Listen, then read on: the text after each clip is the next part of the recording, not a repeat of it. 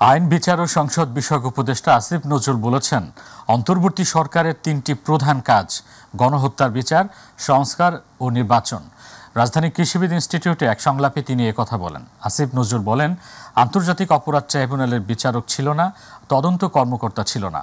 এক সপ্তাহের মধ্যে প্রসিকিউশন টিম করা হয়েছে। তড়িঘড়ি করে বিচারকে প্রশ্নের মুখে ফেলা যাবে না। বিচার নিয়ে কোনো গাফিলতি হবে না বলেও মন্তব্য করেন এই উপদেষ্টা।